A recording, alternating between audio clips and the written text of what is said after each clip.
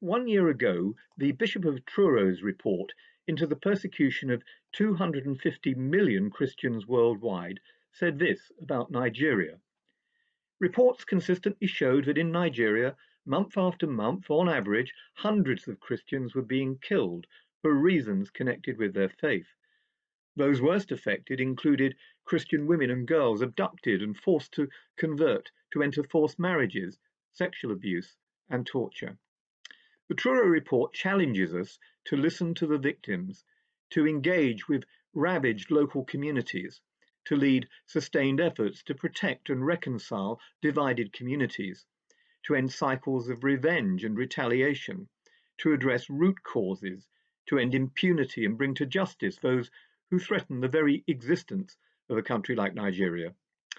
The anniversary of the Truro report comes hot on the heels of another report, a new one by the All-Party Parliamentary Group on Freedom of Religion or Belief, and which specifically examined persecution in Nigeria. The title of the report, which is dedicated to Leah Sharibu, asks the question, is this an unfolding genocide?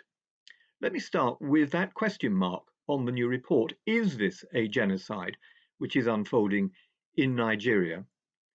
Well, an investigation in the form of a preliminary examination at the International Criminal Court to determine whether a genocide is happening has been triggered, but who knows when it will report or make such a determination. And the early failure to declare genocides, think of Darfur, think of Sudan, led to a savage civil war there and to at least 2 million deaths, the displacement of millions of people, and ultimately to partition and the breakup of the country. It's not fanciful to see this as a harbinger of what could happen in Nigeria, a nation of 200 million people. Now, notwithstanding the inadequacy of the International Criminal Court, the 1948 Convention on the Prevention of Genocide lays duties on all signatories to prevent, to protect, and to punish those responsible for genocide. In Rwanda, a failure to prevent and protect led to 1 million deaths during 100 days of slaughter. Up to 500,000 women were subjected to systematic rape and sexual violence, just like the crimes being committed now by Boko Haram and others in Nigeria, with sexual violence targeting girls like Leah Sharibu, the Chibok girls, and many others. The Office of the Prosecutor at the International Criminal Court identified Boko Haram's use of rape and sexual violence against women and girls as one of the causes for their review. Boko Haram has specifically targeted Christian minorities and others they considered as non-believers on account of their faith. Indeed, Boko Haram's leader, Abu Bakr Sheku, justified such attacks of violence against Christians with these words. This, he said, is a jihad war against Christians and Christianity. It is a war against Western education. This is a war against Christians and democracy and their constitution. Allah says we should finish them when we get them. Adding to Boko Haram's thirst for blood-curdling headlines are the Fulani militia and Daesh-affiliated terror groups. In the Middle Belt, there are frequent reports of slaughtered farmers. The atrocities are presented as a clash over grazing land. However, there's an underlying concern that it's religious in nature, with the Fulani militia attacking Christian farmers and other minorities who do not follow their ideology. The Coalition for Genocide Response, of which I'm a patron, believes that the merging of Boko Haram, Fulani militias, and Nigeria's ISIS, who between them have already taken thousands of lives, endangers the future cohesion of Nigeria and creates the conditions for genocide. In a welcome but belated admission, Nigeria's Minister of Information and Culture, Alhaji Lai Mohammed, has publicly stated that members of Boko Haram and ISWAP are targeting Christians and Christian communities, saying, these are his words, they seem to now have a deliberate policy of attacking Christians. With Baroness Cox, I met Rebecca Sharibu, the mother of Leah Sharibu, abducted, raped, impregnated, forcibly converted by Boko Haram. Rebecca came to Westminster in February. She implored us not to ignore the ideological motives behind executions, abductions, and genocide with a misplaced, self-serving narrative which reduces the ills of the world to climate change or competition for resources, which may indeed be contributory factors, but far less significant than this ideology. Global warming wasn't responsible for the abduction of Leah Sharibu or for the beheading of 11 Nigerian Christians over Christmas. Given the escalation, frequency, organisation, and asymmetry of Fulani attacks, references to farmer-herder clashes is wholly inadequate and inappropriate.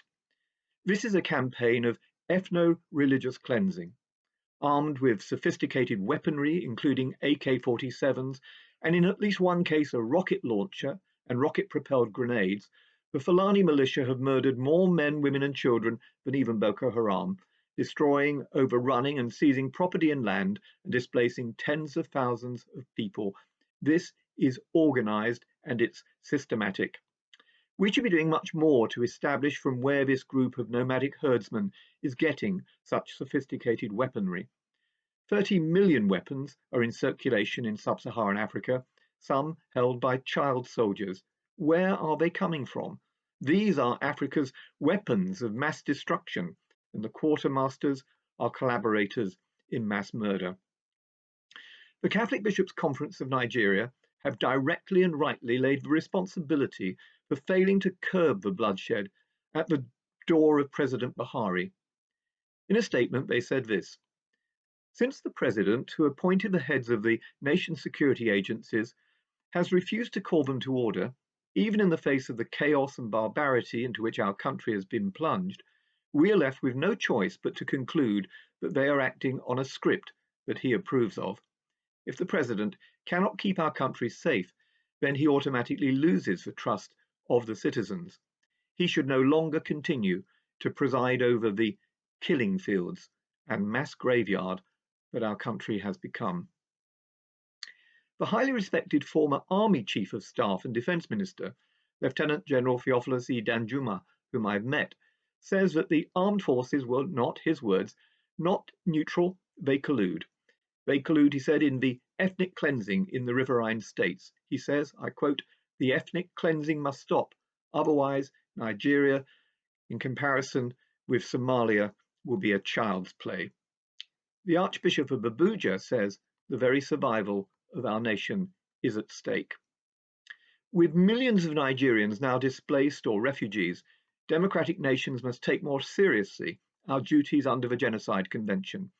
And while focusing our aid, the United Kingdom gives Nigeria £800,000 each and every single day, we must focus our aid on preventing genocide, building coexistence based on freedom of religion or belief, as enunciated in Article 18 of the Universal Declaration of Human Rights. A brave Nigerian Muslim woman I met recently put it well. She said, "We don't need Boko Haram, we need Boko Halal." In other words, in a country where more than 30% of adults are illiterate, education should not be forbidden, it should be welcomed and permitted, especially for girls. Aid should insist on a culture shift which promotes honest and accountable government, leaders of integrity, community cohesion, the protection of minorities, the teaching of citizenship, the promotion of shared identity and diversity, and an end to life-taking sectarian violence. When the recent Nigeria report was launched at Westminster, Leah Sharibu's mother urged us to hold her country's leaders to account. Rebecca said, "Please don't grow weary or tired of trying to help us." Rebecca and her daughter and countless others are why we are meeting today, and we must never tire of standing with them.